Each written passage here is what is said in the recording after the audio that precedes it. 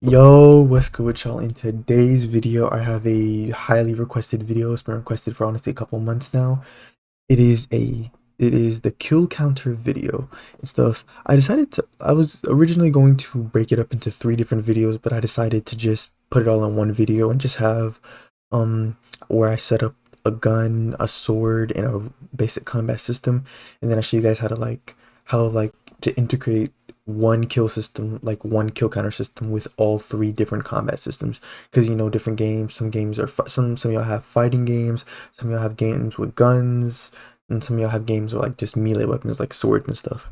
So I'm gonna first show you guys how to of course set up the tool, like set up the sword, the combat system, as well as the gun.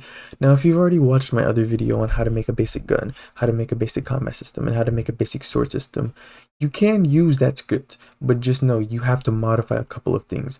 So what you could really do is skip to like the part where I'm finished and then just kind of like read over it and find and just see where the differences are, because there are differences. It's not the exact same thing as before. So it wouldn't work if you just copy and pasted that script and stuff. So yeah, let's get straight into it. Okay, so first things first, I'm gonna go ahead and let you guys know these animations, all the animations I'm using in this video work for R6, right? So if you're using R15, that means you need to find R15 animations. The scripts are perfectly fine. All you need to do is find yourself R15 animations and of course put your animation ID. That's all you would have to do. So first things first, of course, I'm gonna have a rig because so we can test all the combat systems. So you can go to avatar, click rig builder, generate whatever rig you want, and then just put it right there, just so we can test. Just so we can test, right? Let me actually have. I'm gonna get three rigs because I'm testing three different combat systems. So I'm just gonna duplicate them and have three, right? And then I'm gonna spread them out a little bit, right? But yeah, so we're just gonna have a couple of rigs. And then in replicated storage, we're gonna have three remote events. Now, obviously, I could probably make it. I could just knock it down to like one remote event that just handles all of them. But majority of games wouldn't have guns, combat, and so well, actually no, some games would. The point is though, this video is focused on kill counter, not the combining three combat systems into one. So yeah, so you're gonna want to insert three remote events. So just simply click remote event or type remote event. You want three of them. One is going to be named combat event, the second will be named gun event, and the third will be named sword event, right? And if you guys couldn't already tell, there are going to be it's a lot of scripting. It is a lot of scripting. If you watched my other videos already, it shouldn't be that much for you. You should just be modifying a couple things, or if you're just here for like one thing. So in server storage, all you need to put is your bullets. So your bullets simply make it a part, turn can collide off, make sure can touch is checked, and make sure it's not anchored. We want it to just kind of fall to the map. Right, so my bullet is simply just a regular part. I made the material neon, made the color red, and yeah, named it bullet and put it inside of server storage. As for the sounds, I have five sound effects. So bullet flesh, this is the sound it makes when I I'm trying to think. Actually, no, this is the sound it makes when I shoot the gun. Yeah, I don't have a sound for when I actually hit someone. Yeah, so this is the sound that'll play whenever I shoot the gun, right? This is the sound for regular punches. Well, no, this is the sound for when I hit a player with a punch, and this is just regular punching sound. Then this is the regular swing and the sword sound. Well, this is the when I actually hit a player with the sword and stuff. You guys can simply go to toolbox, go to, if you want to get the sword, you would just type in sword and click sword.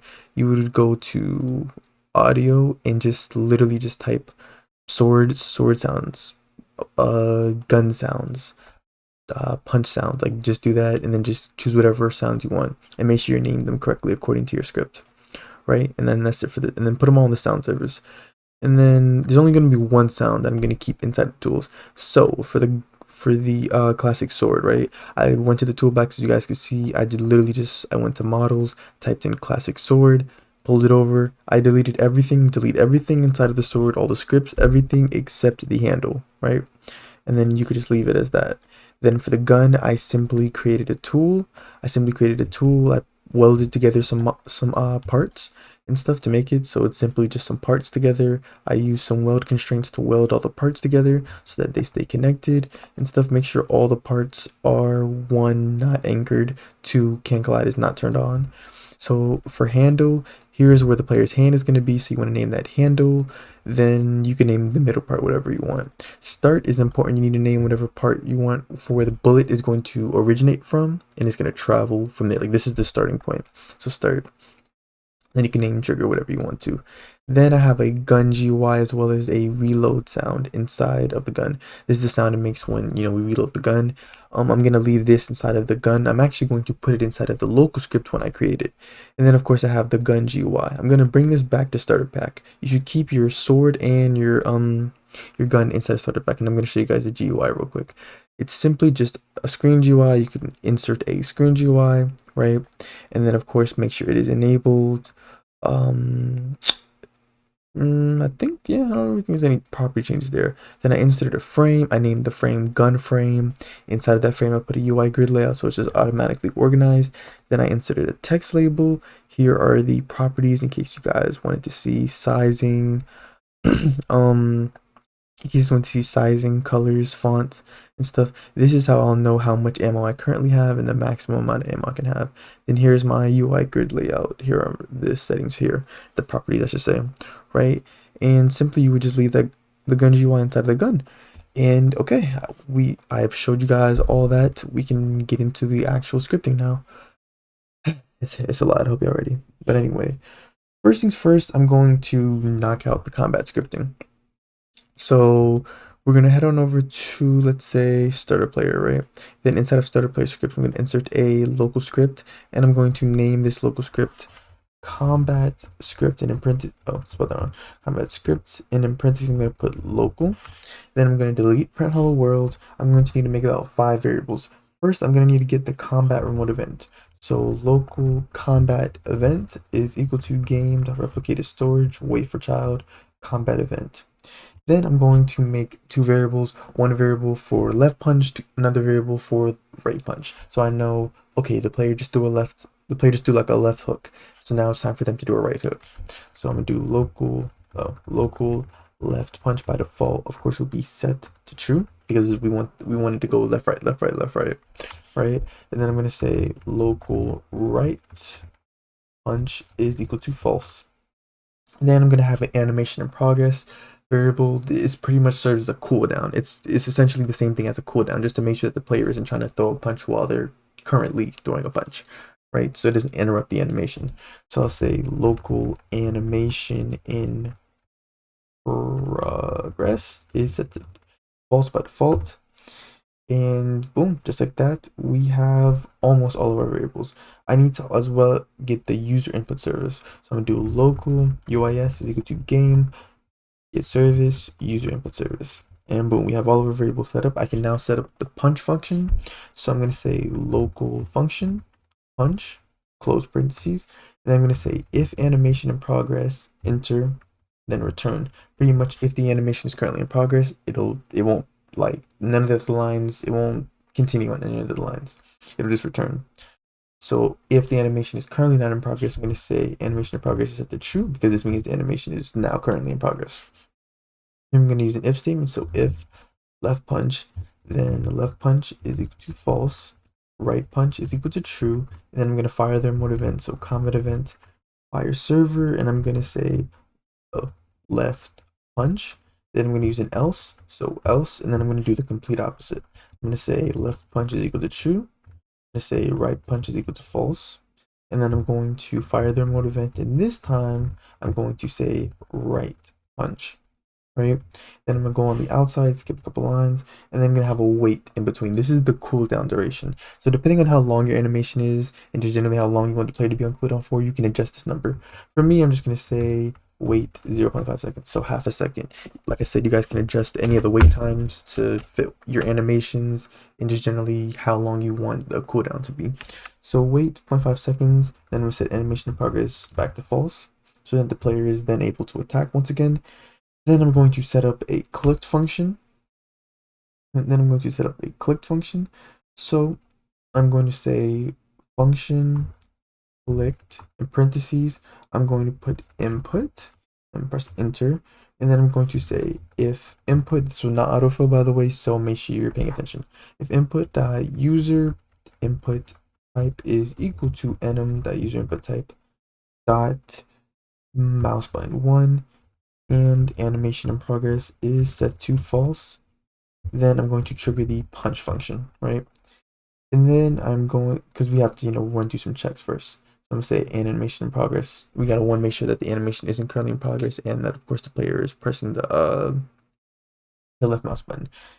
Then I'm going to connect the function. So I'm gonna say UIS input began connect clicked, and then delete those parentheses, and boom, just like that, we have set up the combat script. Didn't take too long. Honestly, that didn't really take too long. So now I'm gonna get into. I was originally going to get into the server side part, but I feel like it's just best to knock out the client side scripting and then get to the server side. Just keep things in order. Okay, so now we finished with the combat script. Let's head on over to the tools to get these local scripts in order.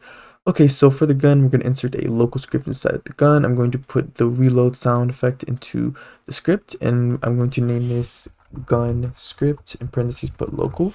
I'm going to delete print hello world, and of course the first thing I'm going to do is reference the tool. So I'm going to create a variable, say local tool is equal to script.parent. I'm going to get the local player, so local player is equal to game.players.local player.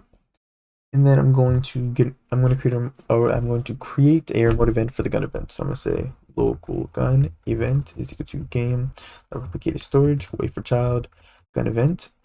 Then I'm going to create a variable for the user input service, just like we did in the other script. So local UIS is equal to game is service, user input service. And then I'm going to have a variable to check if whether or not we are currently reloading. So local reloading is equal to false. Then I'm going to set up a couple of, well, actually probably about like 5 functions.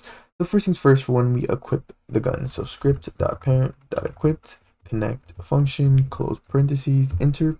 We're going to say script.parent.gunGUI.parent is equal to player.playerGUI.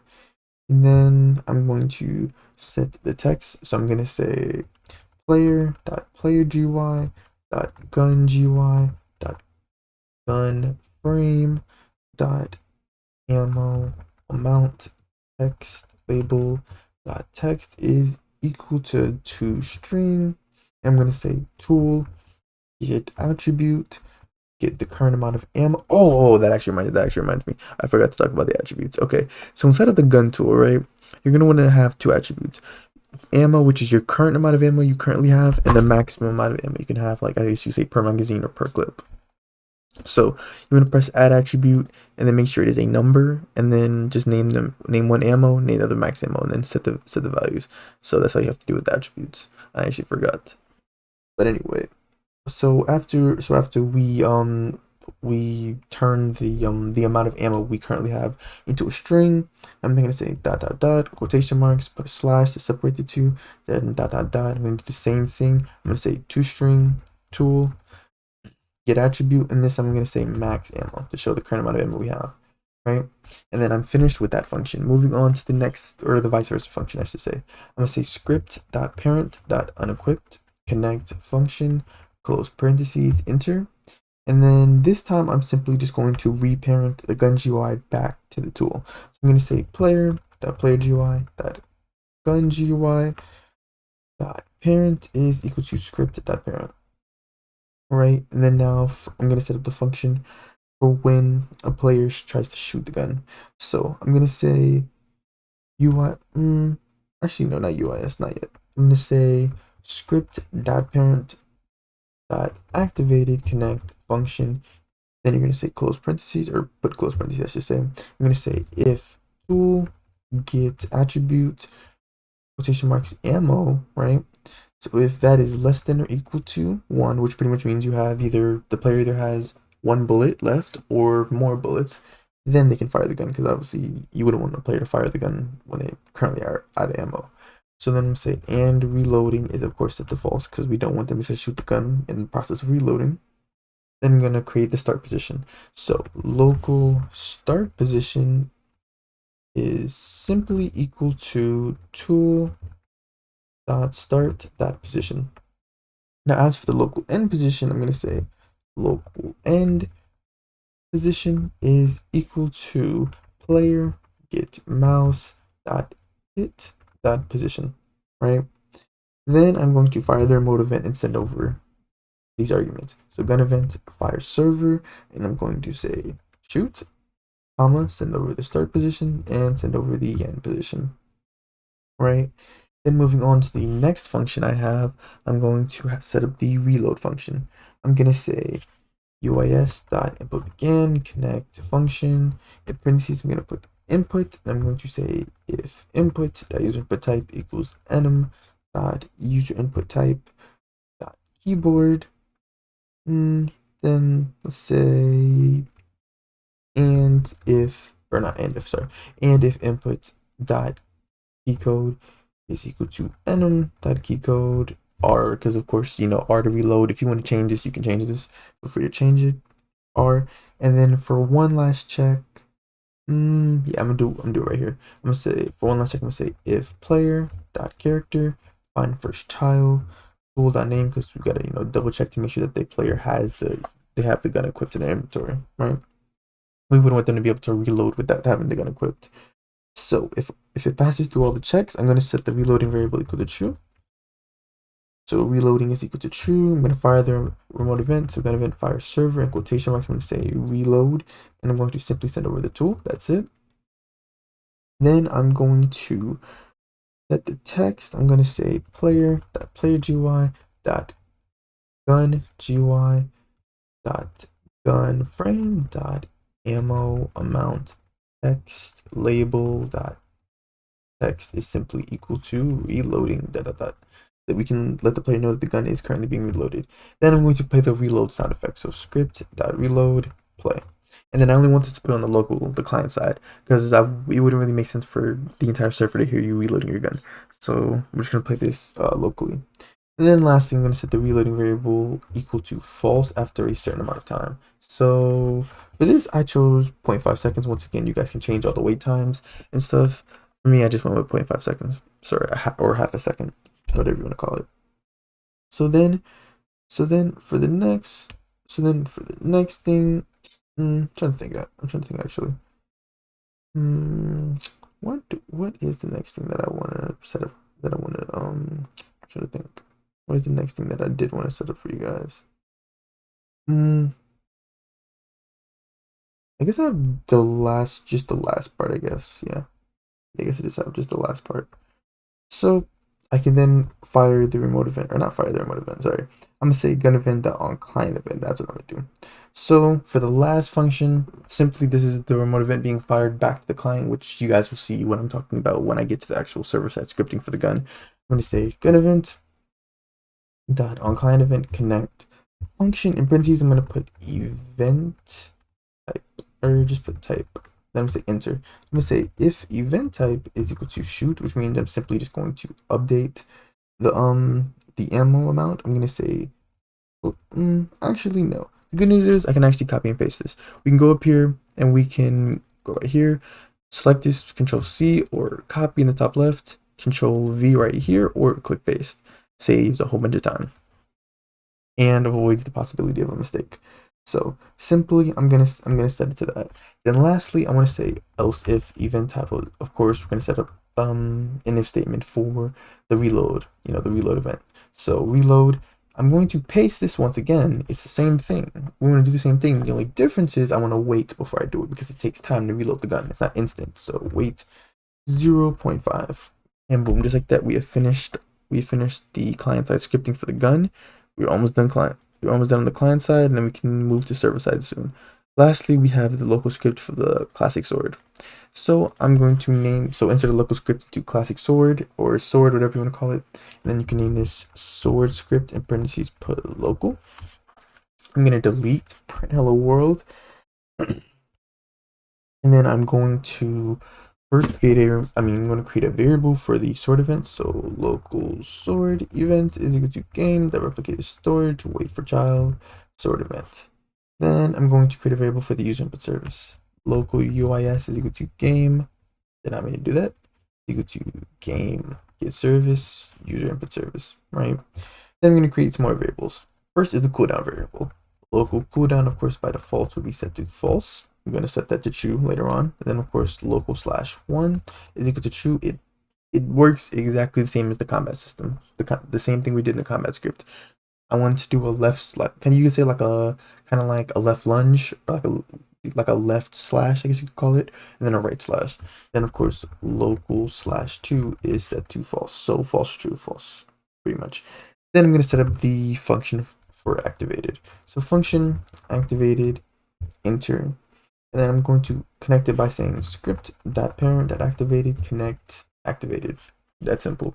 Now, as for inside, it, like I said, it literally is identical. It pretty much is identical to the combat script. It literally, you'll see it too. So if cooldown, enter, then return. It's very similar. So if it's not currently on cooldown, I'm going to set cooldown equal to true. Then I'm going to say if /1, then /1 is equal to false, /2 is equal to true, and then I'm going to fire the remote event, so cert event fire server, and I'm going to say /1, /1, and just like I said before, we can copy and paste this, so Control C, then use an else, Control V, and then just change everything, just do the vice versa. So true, false, and then /2. Then last thing I'm going to say, oh, then I'm going to do that, not right there, on the outside of the if statement, and I'm going to say wait, and for this I'm doing 0.82 seconds instead. Once again, you guys can play around with the wait times, choose whatever you want, but this is what I'm going with. So 0.82. Then I'm going to set the cooldown variable back to false. And just like that, we have finished all of the local side scripting, or client side scripting and stuff. All we got now is the server side scripting. So we're about, I want to say, kind of halfway there, I guess. Yeah, I guess you could really say like halfway there. Okay, moving on. We're going to head on over to server script service and insert a server script.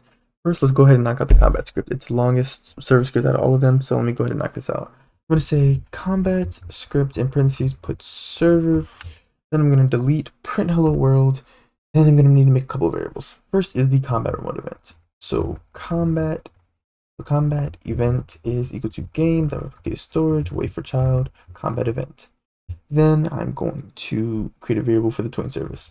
Local TS is equal to game, get service, tween service, right? Then, wait. But actually, now I think about it, why did I have the tween? Oh, and then I remember it's the effects. Yeah, I remember now it's the effects. Anyway.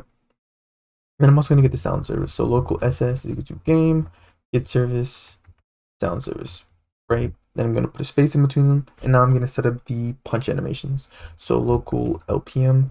Yeah, I'm going to abbreviate. I don't feel like typing the whole thing. So left punch, LPA. So left punch animation. So is equal to instance.new animation. Then I'm going to say LPA.animation ID is equal to RBX asset ID : 2 /. Then I have my IDs copied right here. I did not feel like having to type these out. So I'm just gonna put LPM, which is left punch. So right, I'm gonna put that right there. So put your animation right there. Then you can copy and paste this. Then just change it to RPA, right punch animation. Then change this right here and update your animation ID. And boom. Just like that, I have my animation set up. And lastly, I'm going to set up the players who can damage table. So local players who can damage is equal to special brackets. Now I can get into the actual function scripting. So first things first, I'm going to set up the load animations function. So local function load animations. Now inside the parentheses, I'm going to put humanoid, comma, animation. And say enter, right? And then I'm going to set up the animation track. Local animation track is equal to humanoid load animation, of course the animation. Then I'm going to play said animation, so animation track play. And I'm also going to play the punch sound. I'm going to say ss dot punch sound effect. I'm going to say play, right? And just that, we're done with that function. Moving on to the next function. This is the damage handler function. So local function damage handler, then parentheses. Inside those parentheses, I'm going to put character, comma, and then I'm going to put character to damage. I'm going to say enter, right? And then first things first, I'm going to check to see if the player's name is currently within the players who can damage table. If it is, I'll remove it. If not, then it won't proceed because we don't want the player to get like double hit. We only want them to take damage one time. So we're gonna say if tables.find, and say players who can damage, if they can find. Make sure you're doing this correctly. Character.name, not character to damage.name. Character.name, right? If we find it, then we're gonna remove them. So table.remove. Then of course I'm gonna say players who can damage. Then as for the position, I'm gonna say table.find, the same thing. So players who can damage, character.name, right? Once I've removed the name, then I'm going to stop all the current sound effects. I'm going to say ss dot use punch sound, just in case like the player already hit the player once again. I just want to stop all the punch sound effects so then I can play the one sound effect that I do want to play. So ss dot punch sound effect. So stop. It'll stop it from playing if it is playing. If not, then nothing will happen. Then I'm going to set a character to damage health, or not set it, I guess just take away 10. I'm going to say character to damage that humanoid, that health, less than equal to 10. Once again, you guys can change all the values. You can change the animations. You can change anything. You can change the animations, the sound effects, the damage values, the cooldown durations. You can change all this stuff. This is pretty much just a blueprint for y'all. And then I'm going to use an if statement. I'm going to say, here's where the kill feed comes into play. I'm going to say, or not kill feed, sorry, kill count.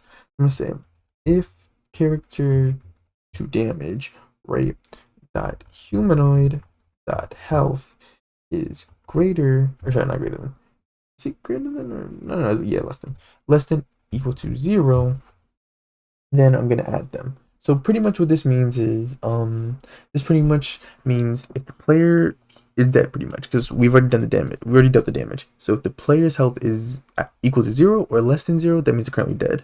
I'm going to give the player a kill, plus 1 on their kill count. So I'm going to say game.players, and then I'm going to say, we can use regular, we can just use regular brackets. So game.players, character, .name, .kill, or no, let's keep it all in leader stats. So .leader stats, .kills, .value. This one autofill, by the way, so make sure you're typing this correctly. Yeah, definitely make sure you're typing this correctly because I'm going to get to this later on. Plus then equal to 1. So we're going to give them a kill. I'm going to get into the setting up the leader stats and the kill script later on. Right now I just want to knock out the main scripting first. So after that if statement, I'm then going to play the sound. So ss.dbz punch sound play. Then here I'm going to set up the I can say the twin effects. So I'm gonna say I'm use a 4i v in pairs, which is say 4i comma v in pairs.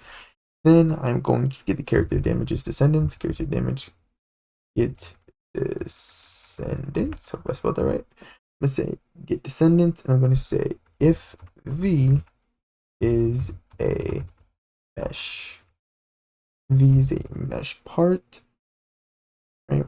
If v is a we could could also be on the safe side and say if v is a mesh part or v is a part, just to be on the safe side. So I'm gonna say if v is a mesh part or part, then I'm gonna set the tween. So local tween is equal to ts create, and then I'm going to say I'm gonna put v, then I'm gonna say comma tween info new. As for the duration, I'm going to put 0.4 seconds, then do enum.easing style linear. Then for the direction, of course, I'm going to say out. And then I'm going to put a comma, and then I'm going to create special brackets. I'm changing the color of the parts as well as the transparency. So I'm going to say color is equal to color3 dot new, and I'm going to say 1, 0, 0, right? Then I'm going to put a comma in the side of the table, and I'm also going to change the transparency. So transparency is equal to say about 0.5, like halfway transparent. Then of course I'm going to play set tween. So tween play. Then I'm going to go on the outside. So like right here, skip a couple lines and wait literally just 0.1 second. And then great news is you can copy and paste this. Select this, Control C, Control V, just paste it. Just paste it right there, and then the only difference is you want to change up a couple things. So instead of out, it's it's more of in. It's more of in now. Like literally, it's more of in. So change that to in. As for the color, gonna set this back to the original gray it was. So 0.6, 0.6, and 0.6. All right, and then the transparency, of course, will be set to 0. pretty much setting it back to how it originally, yeah, pretty much setting it back to how it originally was. The great news is we're done with the damage handler function.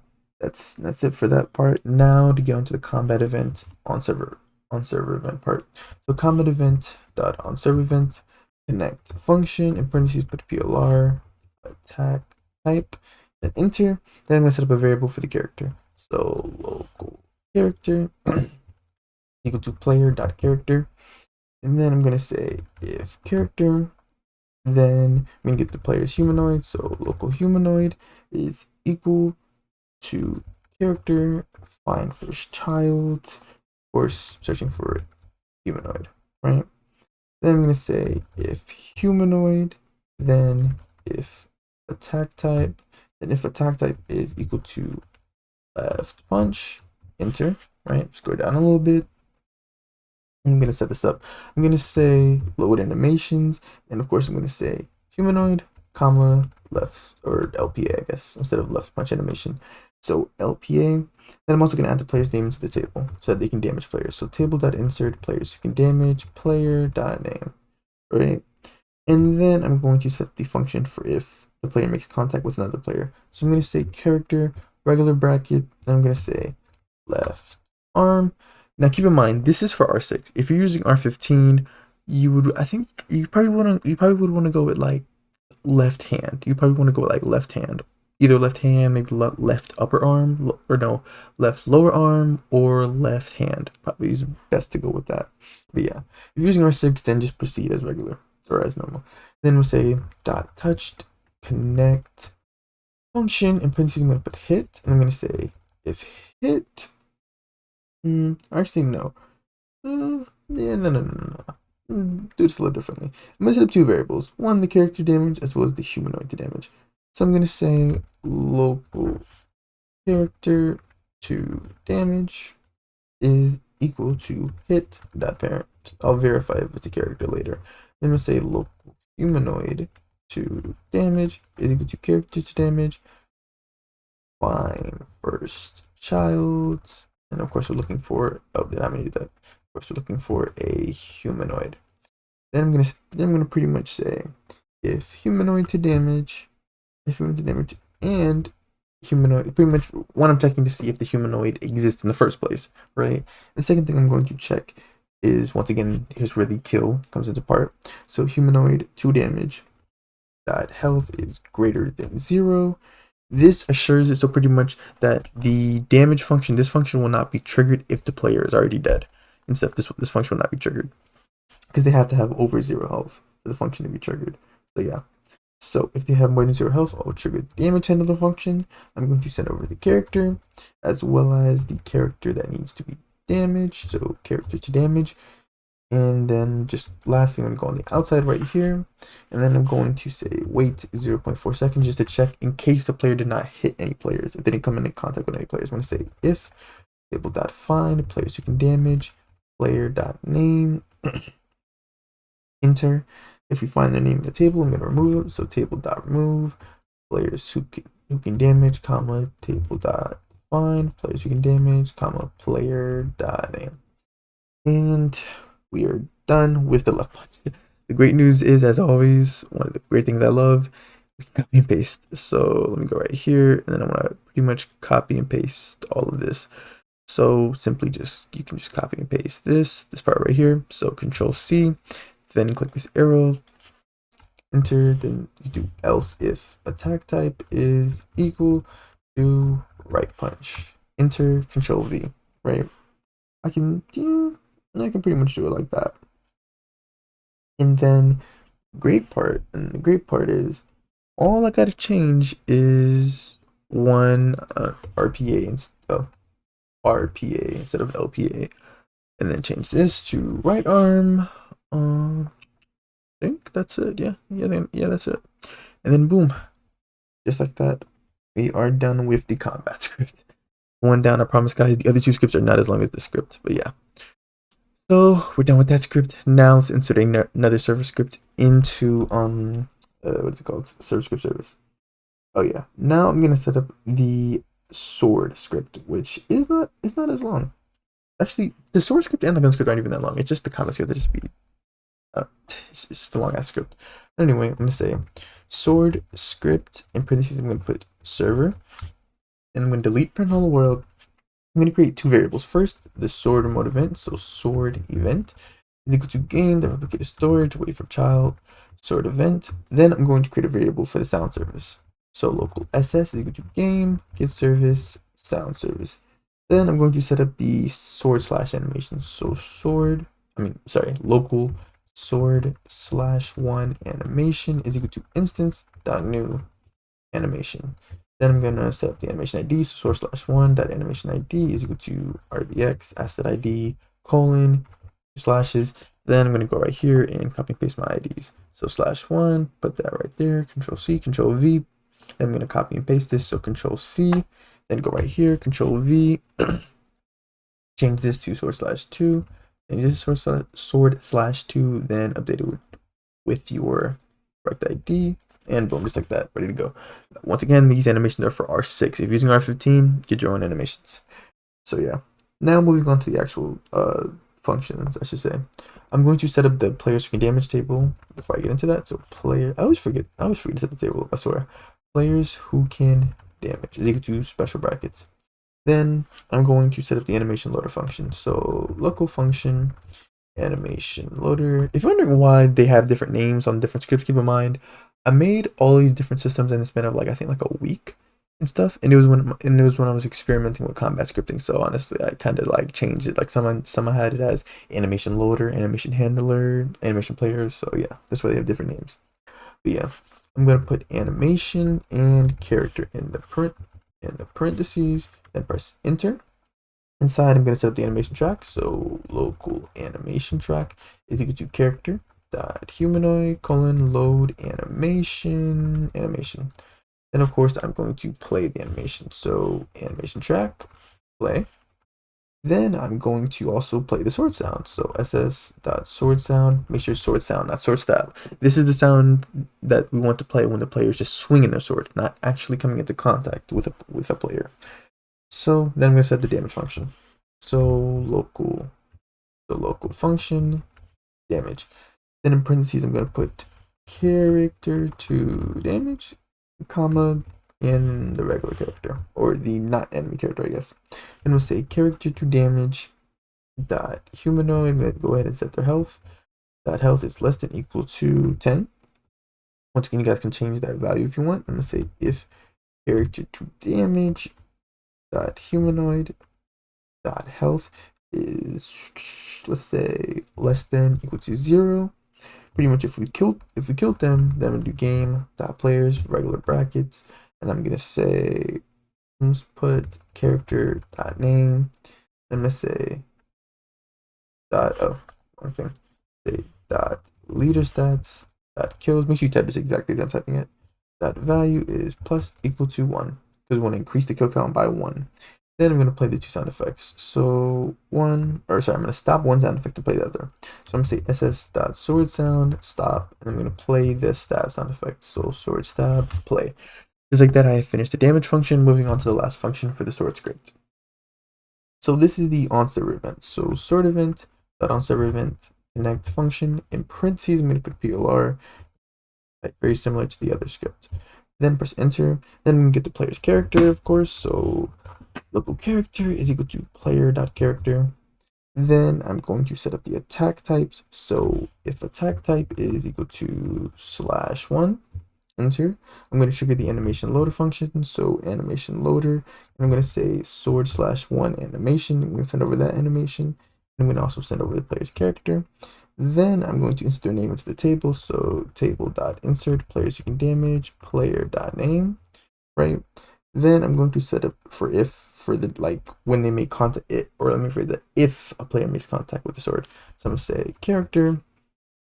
say character dot classic sword. And keep in mind, this is the name of my sword. If your sword is a different name, then what I would probably recommend is sending over the name or sending over the sword via the remote event. I would recommend sending over the sword. So then you can just put the sword right here instead. Yeah, I would recommend that, because if your game has like multiple swords, then send over the sword as an argument, so then you can just have it you can just access it via there, or reference it via there, I should say. So I'm gonna say classic sword dot handle, because you can't touch the sword, you can only touch parts. So the handle, which is the part. So dot handle dot touched connect function, in parentheses I'm gonna put hit. I'm gonna say enter, right? And then I'm gonna run about 3 different checks. I'm gonna say first if table dot find players can damage player dot name. So one, I'm gonna check that. I'm gonna say and hit dot parent find first child humanoid. Of course, I gotta check this to make sure that the player is able to damage other players and that what the player just hit is an actual player. And I'm gonna check if hit dot parent dot humanoid dot health is greater than 0. This is to prevent them from getting like multiple kills or just generally doing damage to an already dead player, which doesn't really make sense. I'm gonna trigger the damage function and send over the player's character. So hit dot parent, as well as send over the player who's attacking his character. Then I'm gonna remove them from the table. So table dot remove players who can damage. Then I'm gonna say table dot find players who can damage, comma player dot name, and boom, great news. I have finished that, and just like before, I'm going to go on the outside, and I'm going to, this time I'm going to say wait 0.8 seconds. So 0.8 seconds, and I'm going to check to see if they're currently on the table. Honestly, I don't feel like typing that part again, so you guys can go back to the combat script. Just literally copy and paste this, Control C, Control V, and yeah, because that's the great thing about all these scripts. I wrote the scripts myself, so they all pretty much can work in tandem and stuff. You can really just copy and paste a lot of this stuff. So the great news is we can copy and paste. We can do else if attack type is equal to /2 enter. Then you guys can really just copy and paste all of this. Control C, Control V, simply change it to /2 animation. And yeah, actually, yeah, I think that's honestly about it. Yeah, that's actually it. This isn't like with the punching and stuff. So yeah. So yes, great news is we have finished the sword script and stuff. We have one, well, technically 2 scripts, but like only one a long script. The other one is like 5 lines. Stuff. We're almost done, guys. So I'm going to go ahead and insert a server script, and I'm going to name this gun script server, because yeah, the scripting for the server side, yeah, the gun on the server side, not really all that much in my opinion. I'm going to delete Pernella world. Of course, we're going to set up these variables. So one local gun event is equal to game that replicates storage, wait for child gun event. Then I'm going to set up a variable for the bullet. So local bullet is equal to game server storage, wait for child bullet. Then I'm going to get the Twain service, local TS equal to game get service. I need to be able to animate the bullet travel. Then I'm going to get the sound service, local SS is equal to game get service sound service, right? And just like that, we have set up all of our variables. I'm going to now set up the one function on the script. I'm going to say gun event dot on server event connect function in parentheses put PLR, then event type, then start POS and end POS. Then press enter.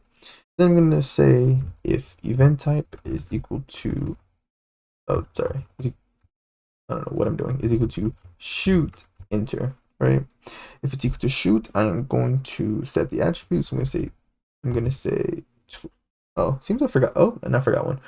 So it's supposed to be player, event type, and tool. I feel like I was forgetting something too. I'm going to say tool set attribute. I'm going to set ammo. I'm going to take one ammo away.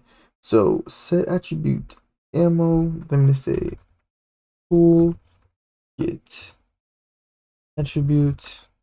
Then I'm going to say ammo. Go on the outside of the parentheses and put -1 to take away one bullet count, right? And then I'm going to move on to the fire client part. I'm going to fire this back to the player so that they can update the current ammo amounts. So fire client player, I'm going to say shoot. Yeah, player. I'm going to fire it back to the client and name it shoot. Then I'm going to set up a couple of variables. First, the player's character. So local character is equal to player dot character. Then I'm going to set up the direction. So local direction is equal to parentheses npos minus start pos dot unit and then say times 200. You guys can play around the number and see whatever you like, but I'm gonna go with 200. Then I'm gonna set up the raycast params. Local raycast params is equal to raycast params dot new. Then I'm going to set the properties. Raycast params dot filter type is equal to enum dot enum. I need to stop typing so fast. That's the problem. Raycast filter type dot exclude, then raycast params dot filter descendants instances, then equal to special brackets. Gonna set up a table, and I'm gonna say tool get descendants parentheses comma and then character get descendants because we would want a player to be able to shoot themselves. And then I'm gonna set up the raycast. I'm gonna say local raycast is equal to workspace raycast, and then of course for the origin it's going to be start POS, and then for direction is of course direction, and then we have the raycast params, right? We're about halfway done. So now I'm gonna say if raycast, then I'm gonna set the bullet, so local bullet clone is equal to bullet clone. I'm going to set the bullet clone's C frame. After I set the parent, so I'm gonna say dot parent is equal to game.workspace. Then I'm gonna say bullet clone dot position is of course the starting position is the start POS. Then I'm gonna set it C frame, so bullet clone dot C frame is equal to C frame dot new start POS comma start POS plus tool dot middle dot C frame dot look vector. Keep in mind the part in my gun that's the middle part is named middle, so you would just change that to whatever name you have. Then we've finished setting up the bullet. Now to set up the tweening. So I'm going to set up the duration. So duration is equal to parentheses and POS minus start POS, very similar to setting up the direction. And this time I'm going to say, let's say dot magnitude divided by 1,000. You guys can change up that number. And I'm gonna set up the bullet tween. So local bullet tween is equal to ts create bullet clone, then in tween info new. I'm gonna put the duration here. For the easing style, of course, I'm gonna go with either quad or cubic. I personally prefer cubic, but you guys can go with either quad or cubic. I'm gonna say enum dot easing direction is of course out. Then I'm put a comma. Then I'm gonna say in special brackets, I'm gonna put position is equal to npos, right? And then once we have set the tween up, we're gonna say bullet tween play, right? Then I'm going to also play the sound effect. So ss.bullet flash 2 play, the sound effect that pretty much plays whenever I shoot the gun. Then I'm going to honestly I want to make a variable because honestly it's annoying having to type this out. I'm saying local character to damage is equal to raycast dot instance dot parent, right? And what I'm gonna do is I'm going to say, because this will save me some time, I'm gonna say if character damage find first child. This is to verify that it is a player, a first child, or I guess NPC. If humanoid, so if we find if we find a humanoid, as well as if character to damage that humanoid that health is greater to 0. This also comes into the kill part. We don't want to damage an already dead player or count a kill when the player's already gotten, like, they already gotten +1 for that kill. So if the health is greater than 0, then I'm going to set their health. I don't know, I keep saying set their health. Take away 20 from the health, so I'm going to say character to damage dot humanoid that health is less than equal to 20. You guys can change that value if you want. Then I'm going to use another if statement. I'm going to say if character to damage dot humanoid dot health is less than equal to 0. This is to make sure that the player died upon our bullet hitting them. I'm going to say player dot leader stats dot kills dot value is +10 equal to 1, just like before. And then for the last part, I'm going to go right here. Let's enter. Let me say else if event type is equal to reload, enter. Then for the reload, it's literally just 2 lines. I'm going to say tool set attribute. I believe, isn't it 2 T's? Yeah, it's 2 T's. So I'm gonna say set attribute, and I'm gonna say quotation marks ammo, comma, and then I'm gonna say tool get attribute. I'm gonna get the maximum amount of ammo, so max ammo. Get attribute max ammo. Lastly, I'm going to fire the remote event back to the client. So fire client player, then I'm gonna say reload, so that it knows not only to update it but also to wait before it updates it. Great news, guys! We are almost done. We are literally almost done. One more script, and the script is literally 7 lines. So don't worry. Okay. So I can close that out, insert a service script into service script service, and then I'm going to call this kill count kill counter script. Even though the script doesn't really do much, to be honest, because the other 3 scripts really handle the increase in the kills. This is simply just to create the variable. So I'm going to delete print hello world. I'm going to set up a function. So game.players.player added connect function parentheses. I'm going to put PLR. Then I'm going to create a leader stats folder. So local leader stats is equal to instance dot new.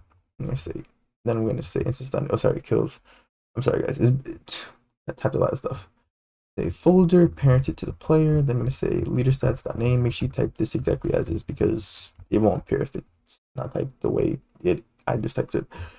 Then, of course, I'm going to set up the kills value. I'm going to say kills instance.new. Here's where we set it up. Number value parented to leader stats by default. I want kills name to be kills. And of course, by default, the value will be set to 0. Starting value is 0. If you guys want to see how to save this, I have a video on data saving. You can go watch that video and see how to make it save when the player leaves. Thank God, guys, we are done. Thank God. Okay. Let's go ahead and test all these different things. That's why I got 3. As you can see, the default value is 2. So 1, let's test the sword. Okay. So if I left... Oh, no. What's wrong? Animation invalid. File not found. Oh, I see. I see what I forgot. Okay, so go right here, right? I honestly would be surprised if I didn't make a mistake.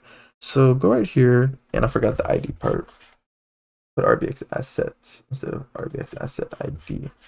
There we go. Pretty much you can just check this to make sure that they match. So RBX asset ID, there we go. I just fixed that, and then now let's see if the sword works. Okay, so boom, stealing damage. Oh, sorry. The reason why it's making that sound right now is, let me disable the combat script. It's making that sound at the moment.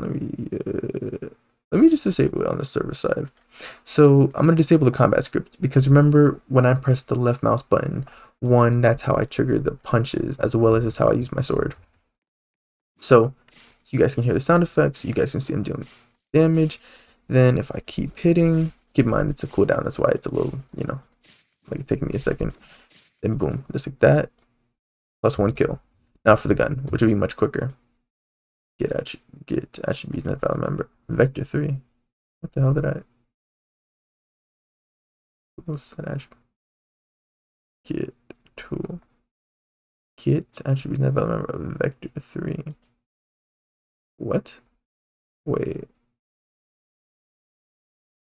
I must have not sent this over right. Wait, hold on. Let me open up the script. Let me see something. Where is it? I sent over the tool. Okay. So, what the hell was I? What the hell was I doing? Oh my god. Wait. So event type. Okay. So. Oh, I forgot to send over the tool as well. Oh, okay. So simply go right here on the gun script. Just add in tool. Go right here, add in tool. Boom. Honestly, it'd be really shocking if there were no errors and stuff. So I think you guys can understand. Just typed about 6 different scripts. So yeah. So and okay. Yeah, I'm not surprised, honestly. Because honestly, I type fast too. Okay. Since that's near the end of the script, I believe everything should be good. Now let's see. Okay. And it seems I made the same mistake twice. Okay. Humanoid. Wait, there's no way I really just typed it wrong again. Oh my god. Okay, let me try now.